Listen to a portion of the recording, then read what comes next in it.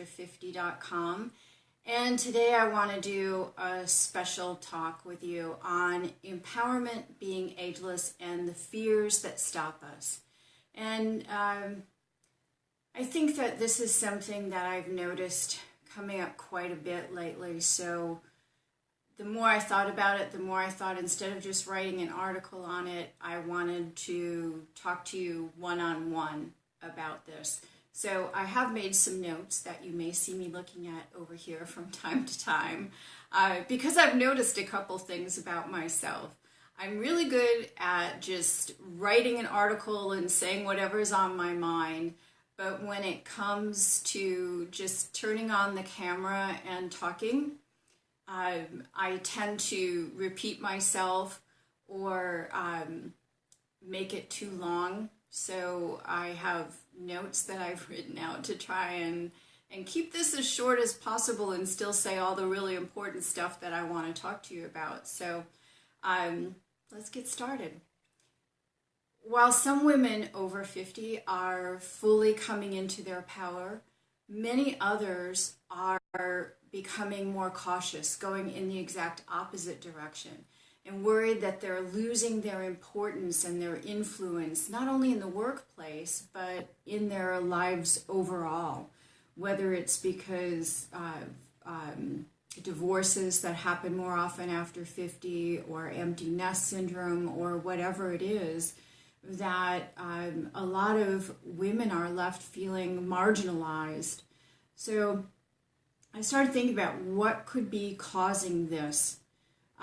And having some women in one camp of feeling more empowered and other women in the other camp of feeling just as disempowered. And when I thought about it, I thought, okay, women have been conditioned to fit in, to be quiet, to play by the rules, especially women my age, and I'm assuming your age if you're listening to this. And I think that when we don't follow the rules and we want to take our fate in our own hands and say what's on our minds, then women, which this is perfectly okay for men to do, men are applauded for saying what's on their mind and being forceful and going for what they want. When women do that, they're either difficult or we just get called a bitch. And some people are comfortable with that. When I was younger, and I was being called that in my 20s and 30s because I was in the real estate business and at the time only worked with men. It was very male dominated where I lived. And I just thought, okay, if I'm going to be a woman in business, that's the way men look at it. They are going to look at me as a bitch and I better get used to being called that. Now, to think of someone ever saying that to me makes me cringe. So I hope that, especially for women with more experience, that we're taken a little more seriously than that for what we have to offer, and that doesn't happen as often as it used to. So if it is still happening to you, I'd like to hear your thoughts on that. But the thing is, when some of us claimed our power at a very early age, like I did, others are still waiting now in their 50s and 60s and 70s, hoping that there's a good time, not wanting to rock the boat. When I was in my 20s, I started reading Wayne Dyer books. And one of my things that stuck with me all these years, more than 40 years now, is the story about him coming home from school one day when he was a little boy and saying, the teacher called me a scurvy elephant and I don't know why. And so come to find out, what the teacher had actually said is that Wayne is a disturbing element. And I thought, okay, I like that. I want to be a scurvy elephant too. So for the last 40 years, I've always reminded myself that it's a good thing to be a scurvy elephant. It's a good thing to shake things up. It's a good thing to be different, be bold, get out there and do things differently than the norm, because that's what makes you a leader. So I always look at being a scurvy elephant. That's kind of my mantra. Do I get scared? Yes. Do I ever chicken out when there's something that I really want to do? Yeah, sometimes. I don't do things, even though everything inside of me is saying, do it, do it, do it. There's that introvert part of me that's saying, oh, I just can't. I can't do this. And it's the stupidest things for me. I mean, I could do this all day long. I feel most comfortable when I'm standing on stage. This is probably the second most comfortable thing, which is kind of weird considering that making a phone call or having to go up and introduce myself to someone terrifies the crap out of me. So I still do chicken out. Sometimes I get scared and I do it anyway, but sometimes that little voice in my head wins to this day. I mean, I don't think I'm ever going to do it all perfectly. We can't expect that from ourselves. But what I've learned is that, let me look at my notes for a second, is that risk-taking builds confidence. We need to get used to failing and struggling, because having that differentiation between failure and success is how we know when we're doing well. If all we get is, oh, that went well, that went well, that went well, how do you grow from that? So we have to accept that failing and struggling is a part of the process, and that it's okay, that it doesn't mean anything about that. And that's another thing that even recently I realized, that I was giving a situation that had happened in my life meaning that disempowered me. So I sat down and I rewrote the whole story. First, I wrote it just as facts of, okay, stop telling yourself this story. What are the facts? What really happened here? And once I wrote that out and I looked at it, and then I thought, okay, that's not near as bad as what I've been telling myself that I did, that I thought was just so horrible. And yet other people would have just went, whatever, and moved on. I gave it all this big meaning. So the next thing that I did is I looked at those facts and I said, okay, I'm going to write a better story here. I'm going to give this a positive meaning of what I learned from this. And what came out of this that was a good thing. And since I've done that, I cannot believe what a difference it makes. It's a huge difference.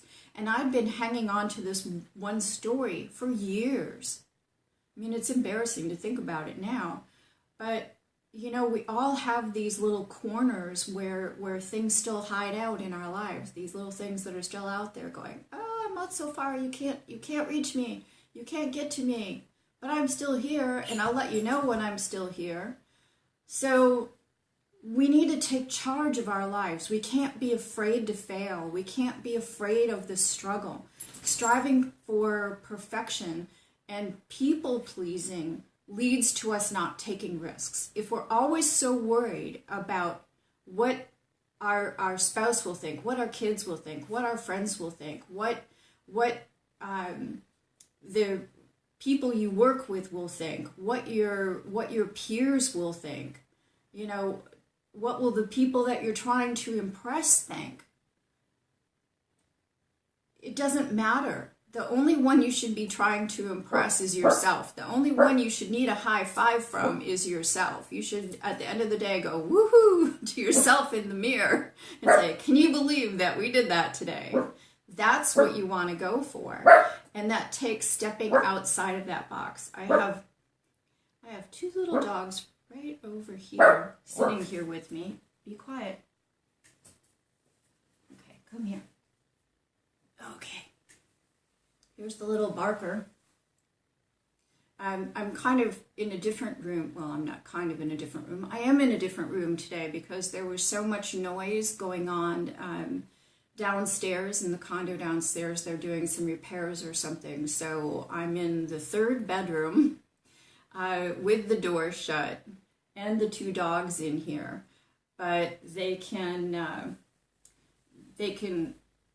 see the whole parking area and everything out there. So if they see anything that they don't normally see, he barks.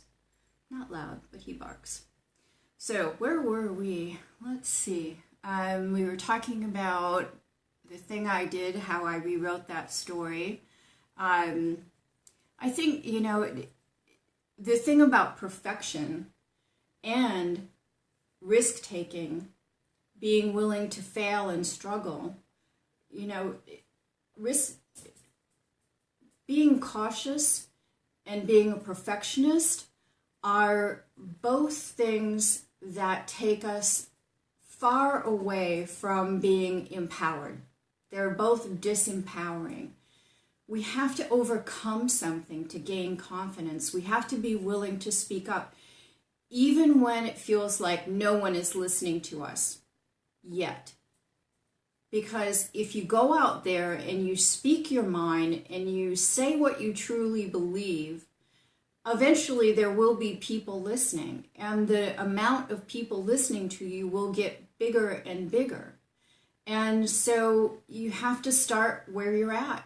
And if where you're at is thinking, I don't think anyone's paying attention to me, my kids won't listen to me, my spouse won't listen to me, I don't get listened to at work, my boss doesn't give me any credit, or if you're an author or a speaker and you can't get booked on a podcast, or you're not getting asked to speak anywhere, or whatever it is, it's up to you to write articles, do your own podcast. Anybody can speak, because you can do exactly what I'm doing now. Get on Facebook Live and talk to people who are your friends. And eventually other people will start noticing. But you have to speak up.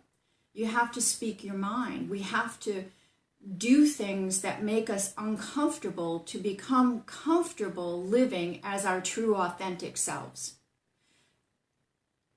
You can't publicly be authentically you if you're terrified of someone seeing who you really are.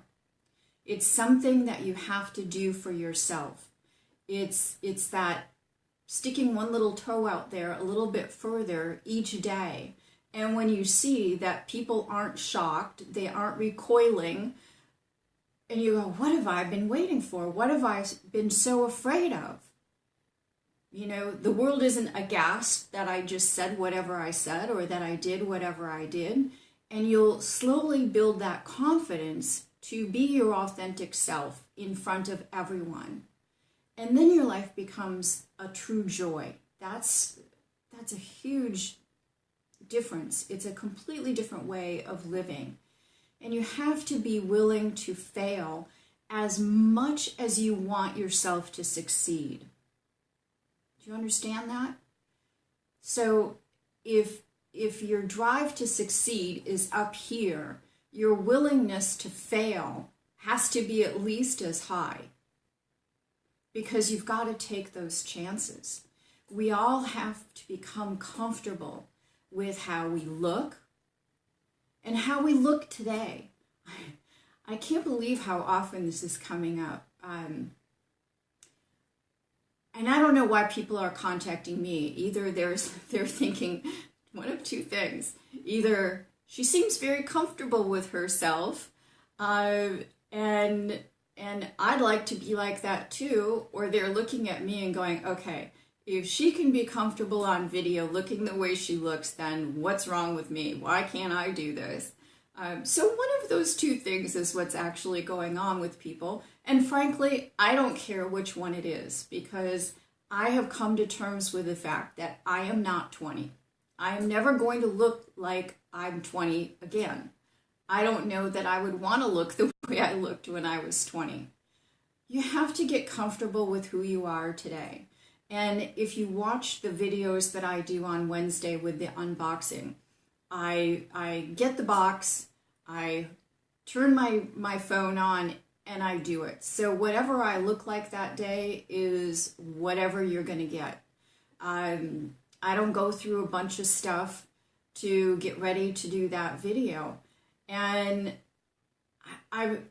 literally in the last month, I've had phone conversations, private messages, and even emails about this subject of women my age or even 10 years younger that do not want to do live video. They don't want to do video at all. They don't want to do video podcasts, which is how most podcasts are going right now. They don't want to do any of it because they don't like how different they look on video than when they look in the mirror. Well, we all do. It's just a fact. If we could turn our bathroom mirrors into a video studio, that would be the best, because I know I look at least 10 years younger when I'm looking in my bathroom mirror. I almost always like the way I look in my bathroom mirror. And yet when I watch those Wednesday videos back and I'm like, oh God, look at those lines on my face, or look at my neck, or what is going on with my hair, or whatever the thing is, it's like, I could get deeply disturbed by this and never do another video, or I could just go, oh well, I guess that's how I look today, next.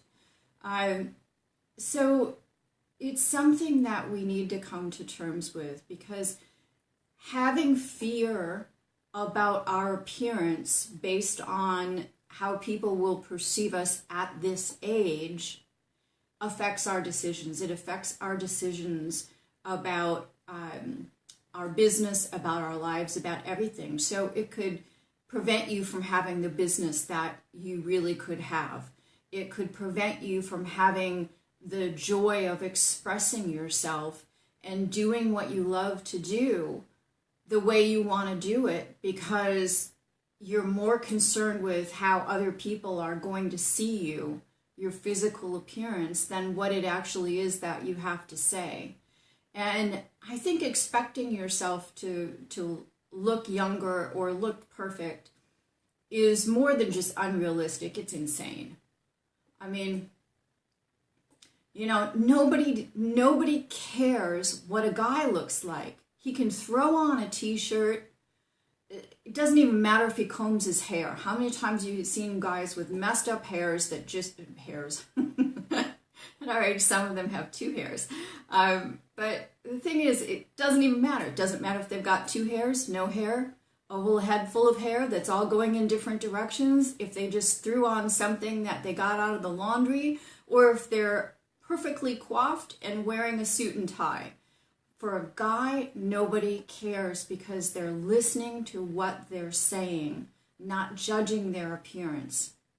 And the only people I care about are the people that are looking at me that same way. The people that want to judge, they're not my people. I don't want them to look at me at all. They can just go away. And you should feel the same way. Your message is what's important. And you know, back to my kitchen videos, I've also had people say, why are you doing this? I think it's off-brand.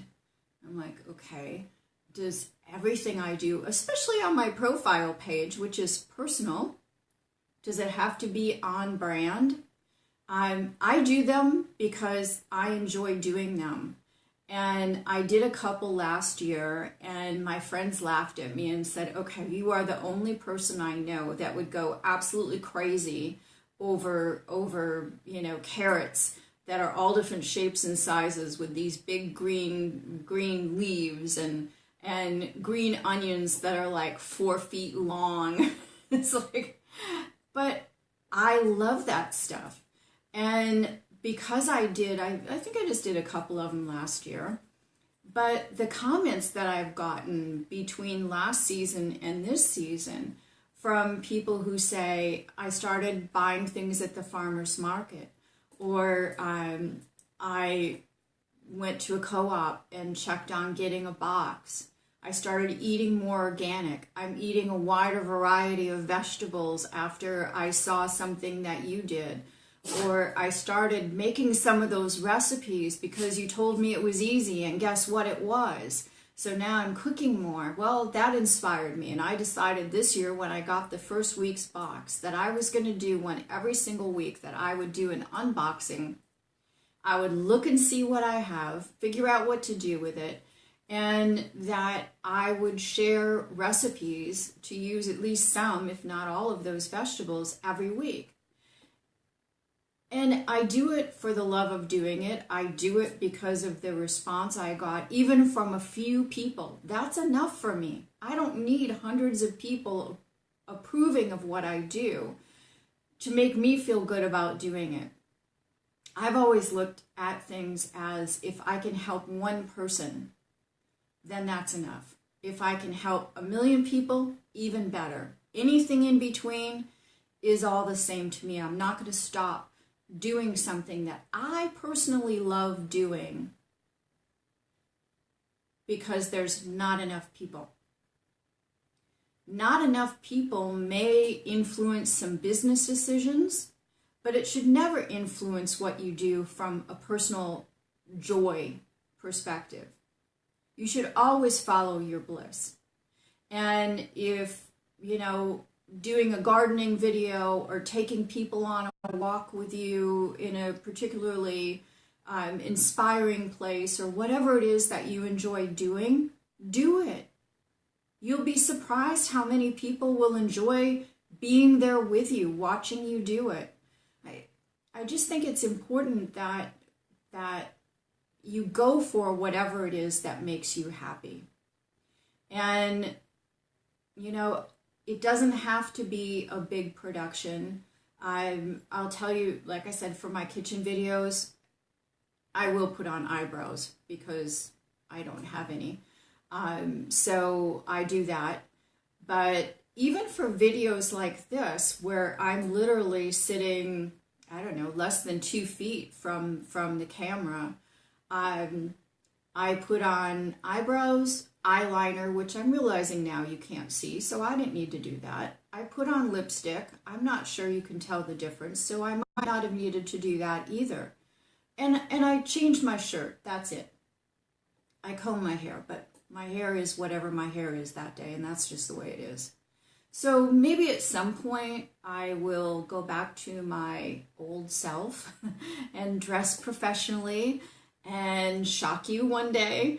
But I don't feel the need to do that. I live at the beach. I'm all about having an ageless lifestyle.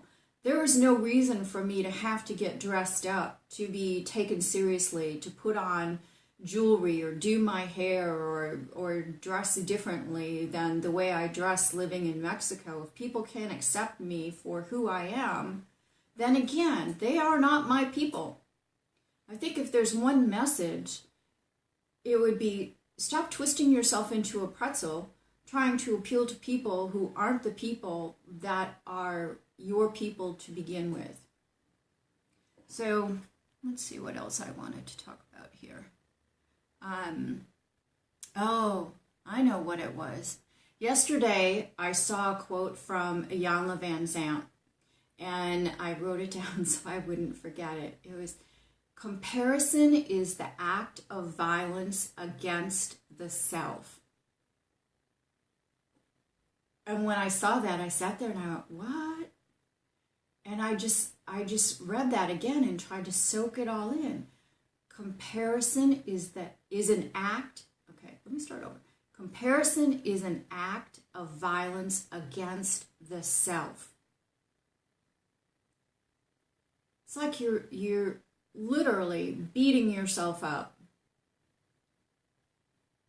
by comparing yourself to somebody else. It's a violent thing to do. It's a mean, nasty way of treating yourself if you're comparing yourself to someone else. And really, we are too important for that kind of behavior. We're too important to treat ourselves that way. You wouldn't allow anyone to treat your child that way, or your spouse that way, or your mother that way. Why would you allow yourself, you, to do that to you by comparing yourself to someone else? I mean, the gifts that we have to share matter. Our happiness matters. I don't care if people think I'm crazy for doing unboxing videos. You shouldn't care if people think you're crazy for doing what makes you happy doing it.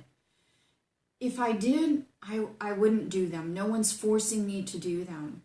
You know, it is what it is. And I'm not going to stop doing something just because it might be an unpopular topic for some of my Facebook friends. First of all, there isn't anything that you're ever going to do that every single Facebook friend you have is going to say, wow, that was great. I love that. There are always people that we're friends with that don't care about this or don't care about that. You know, half of the people that I'm friends with are men. They might think, well, why is she doing this talk that she's doing now? I'm not interested in that, although they well should be. Because except for the part about being called a bitch, I don't know that there's that much different in the rest of what we're discussing for men and for women. I found a lot of men deal with the same issues. They just don't talk about it. They deal with it quietly. So, let's see. I told you I had notes so I didn't forget anything.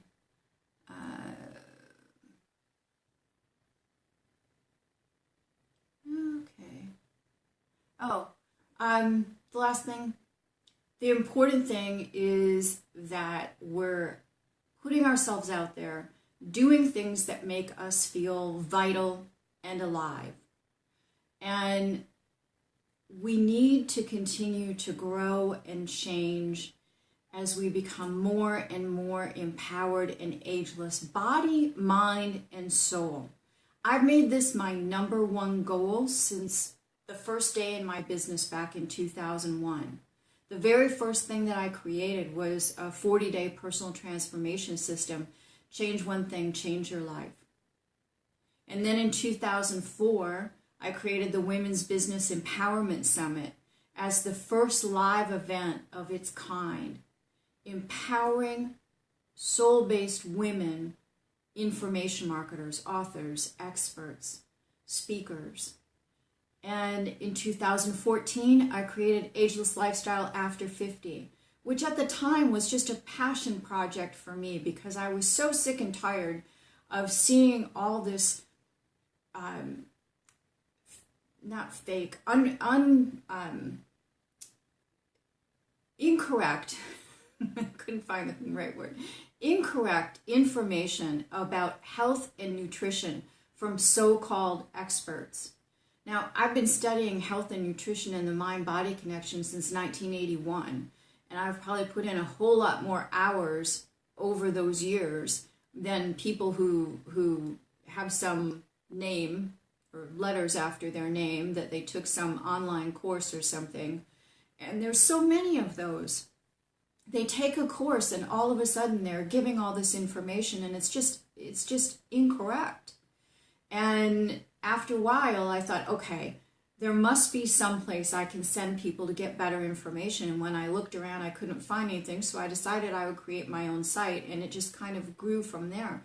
But really, it was a passion project. It was something that got it here somewhere, that I decided to do to help people get correct information that would help them become healthy and ageless, body, mind, and soul. And now I'm actually, in less than 2 weeks, I'm getting ready to open Empowered and Ageless Inner Circle. And that's the newest thing that I'm doing. So everything for me for 18 years now has been about empowering you to live an authentic life, to create a business based on your passion and purpose. And the only thing different that I've added in the last couple years has been the healthy body aspect to it, because it's become clearer and clearer and clearer to me all the time how important it is that we feed our body with the right nutrition to not only keep our body functioning, but to keep our brain functioning and our brain clear. So food for me is always going to be a part of anything I do from this point forward. And you'll be hearing more about the inner circle in the next couple weeks. But I would love to have you comment here and let me know if any of this has resonated with you, which part of this has resonated with you, what your experience has been.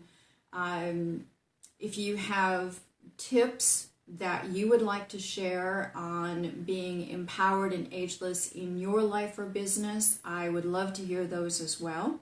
I want to thank you for joining me today because I know everybody is busy and there are so many different things competing for your attention. I really appreciate the fact that you have spent this time with me. And until next time, this is Lynn Pierce. Be ageless. Bye.